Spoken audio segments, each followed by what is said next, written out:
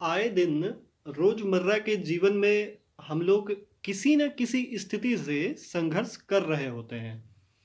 कभी अपनों से, कभी हादसों से, कभी हालातों से।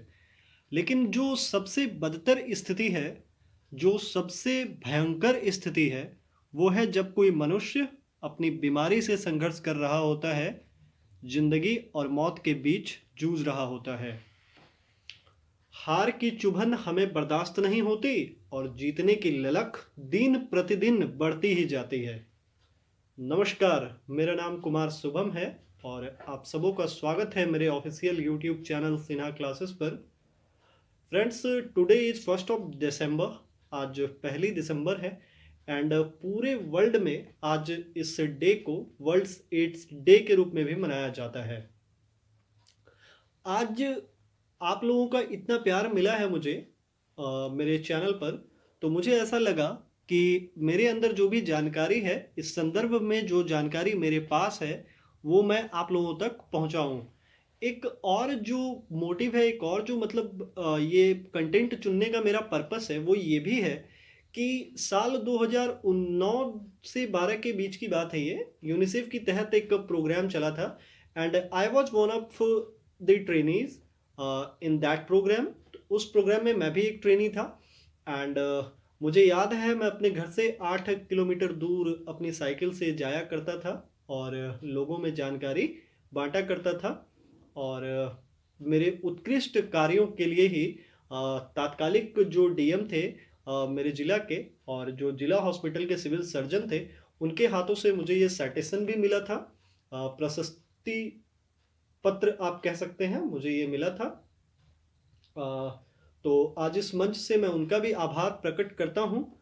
और आइए चंद मिनटों में समझने की कोशिश करते हैं कि what is HIV and what is ads.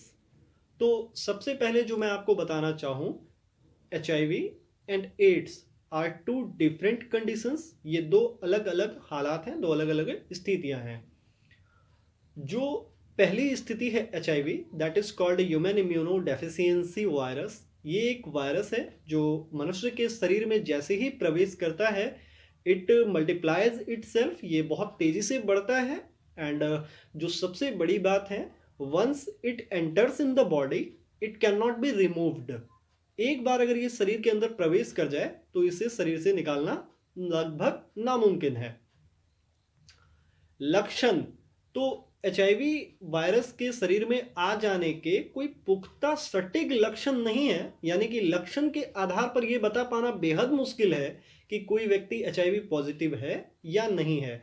इसका केवल और केवल एक ही माध्यम है, एक ही तरीका है पता करने का, and that is you have to go ICTC centre, that is integrated test counselling and testing centre. आपको एक एकीकृत परामर्श एवं जांच केंद्र जाना होता है, which is available in the government hospital and free of cost इसकी जांच होती है। और अगर कुछ पैसे भी लगते हैं तो वो मामूली बहुत कम पैसों के आधार पर ही, 10-20 रुपए के आधार पर ही जांच हो जाता है। The one of the best talk is, one of the best thing is कि जो उसकी रिपोर्ट होती है वो कॉन्फिडेंशियल होती है, गोपनीय होती है, साथ ही वहां आपकी काउंसलिंग भी होती है। तो एच आई वी का जो वायरस है वो करता क्या है शरीर में, तो इस बारे में जानकर आप सन्न रह जाएंगे कि एच आई वी का वायरस हमारे वाइट ब्लड सेल के CD4 पर अटैक करता है, जिससे कि हमारे शरीर का इम्यून सिस्टम धीरे धीरे बहुत कमजोर हो जाता है। एक स्वस्थ शरीर की अगर हम लोग बात करें तो उसमें CD4 सेल की संख्या 500 से लेकर 1600 के बीच होती है। लेकिन एचआईवी का वायरस शरीर के अंदर में जाने के बाद ये धीरे धीरे कम होने लगती है। और एक स्थिति ऐसी भी आती है जब इस CD4 की सेल्स की संख्या 200 या 200 के नीचे भी हो जाती है। जब यह संख्या 200 पहुंच जाती है तो इसी अवस्था को एड्स कहा जाता है, that is acquired immuno deficiency syndrome. ये जानना बेहद जरूरी है कि एड्स जो है वो एक लाइलाज स्थिति है and it is a set of symptoms. ये बहुत सारे रोगों के सिम्टम का एक कॉम्बिनेशन हो जाता है, एक ऐसा एक ऐसी अवस्था हो जाती है जहां मरीज कई बीमारियों से ग्रसित हो जाता है और उसकी स्थिति बेहद नाजुक हो जाती है, बिल्कुल जानलेवा स्थिति में वो पहुंच जाता है। तो क्या एचआईवी को एड्स बनने से रोका जा सकता है? तो ऐसी सुविधाएं उपलब्ध हैं, चिकित्सीय सुविधाएं उपलब्ध हैं कि एचआईवी से पीड़ित व्यक्ति भी एक लंबा जीवन जी सकता है। सबसे महत्वपूर्ण बात कि ये वायरस एक शरीर से वन पर्सन टू अनदर कैसे पहुंचता है या कैसे जाता है, तो ये सबसे ज्यादा ध्यान रखने वाली बात है कि it is usually transmitted to one person to another by bodily fluids including blood, semen, breast feeding and vaginal secretions. तो मैं आपको ये बताना चाहूँ, अगर मैं हिंदी में आपको बताऊँ, तो जो खून का कांटेक्ट होता है ब्लड से, खून के आदान प्रदान से ये हो जाता है। कहने का मतलब एक संक्रमित व्यक्ति का खून अगर एक स्वस्थ व्यक्ति के शरीर में डाल दिया जाए या किसी भूल चूक से भी वो चला जाए तो वह व्यक्ति संक्रमित हो जाएगा या हो सकता है। ठीक है। और दूसरी जो स्थिति है वो है असुरक्षित यौन संबंध से। अगर कोई व्यक्ति किसी महिला के साथ या कोई महिला किसी एचआईवी पॉजिटिव पुरुष के साथ असुरक्षित यौन संबंध करती है, असुरक्षित को और जरा सा मैं अगर क्लियर करना चाहूँ तो असुरक्षित यौन संबंध का मतलब होता है unsafe sex in which you are not using the condoms, जहां पर आप कॉन्डोम यूज नहीं करते। हालांकि कॉन्डोम्स को भी 100% सेफ नहीं माना जाता है क्योंकि इसकी संभावनाएं होती हैं कि ड्यूरिंग सेक्स वो फट जाए या उसमें कोई छिद्र वगैरह आ जाए, है ना। तो इस माध्यम से भी वो फैलता है। जो और एक तरीका है वो है, अगर कोई एचआईवी पॉजिटिव प्रेग्नेंट वुमन है तो उनसे होने वाले बच्चों को भी हो सकता है ये। और जो एक है वो ये है कि कोई महिला अगर एचआईवी पॉजिटिव है और वो ब्रेस्ट फीडिंग करवाती है अपने बच्चों को, तो स्तनपान के माध्यम से भी बच्चे को वो बच्चा भी एचआईवी पॉजिटिव हो सकता है।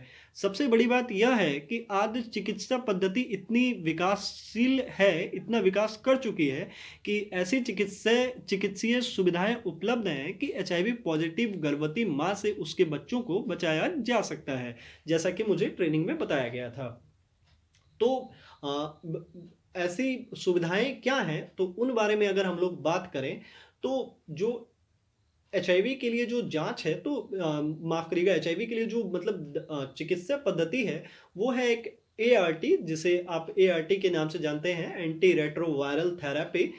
It is also available in the government hospital for the HIV positive patients. उनके लिए ये निःशुल्क उपलब्ध है किसी भी सरकारी अस्पताल में।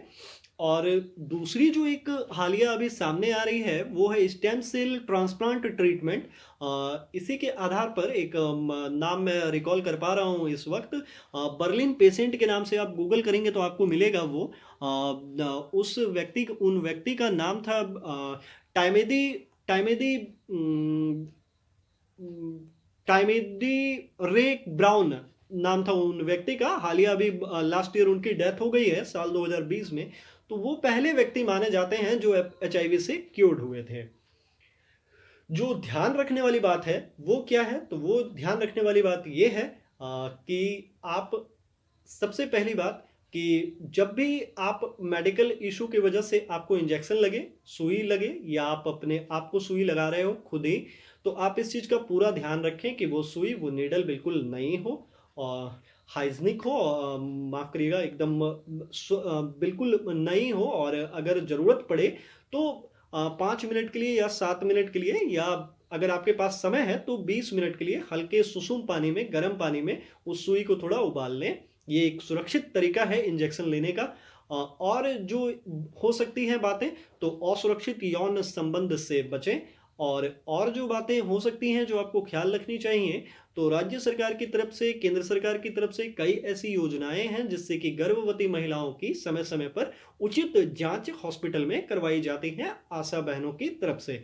उन जांचों को बिल्कुल इग्नोर ना करें। जितने भी इस वीडियो को जो लोग देख पा रहे हैं, जो मेरे व्यूअर्स हैं, उनसे मेरा निवेदन है यह कि निश्चित रूप से गर्भवती महिलाओं के, अपने घर में अगर कोई गर्भवती महिला है तो उसकी सारी जांच, पर्याप्त जांच करवाएं। साथ ही अगर किसी भी व्यक्ति को थोड़ा-सा भी अनसेफ महसूस होता है, उनको ऐसा लगता है कि he has done anything which is dangerous, which is vulnerable activity, तो वो ज़रूर आईसीटीसी सेंटर पहुँचे, काउंसलिंग करवाएँ और जाँच करवाएँ। तो मैं उम्मीद करता हूँ कि मेरी ये बातें निश्चित रूप से आपके लिए काम की रहेंगी, और आप निश्चित रूप से इन बातों का ध्यान रखेंगे।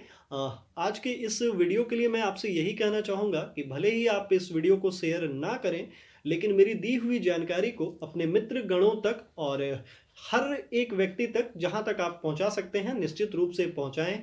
क्या पता कब किसको कहाँ किस जानकारी की ज़रूरत हो, क्योंकि अक्सर जो एड्स के बारे में कहा जाता है, एचआईवी के बारे में कहा जाता है, वो यही कहा जाता है कि जानकारी ही बचाव है। अगर आपके पास जानकारी है, अगर आपके पास इससे रिलेटेड नॉलेज है, तो आप बचे हुए हैं। तो इस साल जो वर्ल्ड्स एड्स डे का थीम है, वो है एंड इनइक्वालिटी एंड एड्स। असमानताओं को मिटाएं, एड्स मिटाएं। मैंने भी ऐसा सुना है, मैगजीन्स में पढ़ा है, और ट्रेनिंग के दौरान भी बहुत सारी घटनाएं ऐसी हुई थी जिसमें कि मैंने ये सुना था कि एचआईवी पेशेंट्स के साथ बहुत ही बुरा बर्ताव किया जाता था। उन्हें घर से दूर कर दिया जाता था, ठंड के दिनों में भी खुले आसमान के नीचे खेत में बिल्कुल एकदम बिल्कुल एक पैथेटिक लाइफ जीने के लिए उनको मजबूर कर दिया जाता था। तो ये बिल्कुल गलत चीज़ें हैं, ऐसा बिल्कुल नहीं है। एक वॉशरूम यूज करने से, एक कपड़े पहन लेने से बिल्कुल नहीं होता ऐसा कि किसी एक व्यक्ति को जो पॉजिटिव है वो दूसरा भी पॉजिटिव हो जाएगा। ये सब बिल्कुल अफवाहें हैं। केवल और केवल कुछ ही माध्यम हैं जिनको मैंने आपसे शेयर कर दिया है अभी, और मुझे उम्मीद है, मुझे विश्वास है कि मैं आप लोगों को इस बारे में उचित जानकारी दे पाया हूँ। जल्दी सिन्हा क्लासेस के एक अगली सेगमेंट में मिलते हैं। कंटेंट मैंने तैयार रखा है, बस टर्म वन की एग्जामिनेशंस जो चल रहे हैं उनका वेट कर रहा हूँ। वो जैसे ही निकल जाए तो फिर मैं अपने वीडियोस अपलोड करना स्टार्ट कर दूंगा। विदाई लेना चाहूँगा आप सबसे। तब तक स्वस्थ रहें, सुरक्षित रहें, खुशहाल रहें और जागरूक रहें। जय हिंद।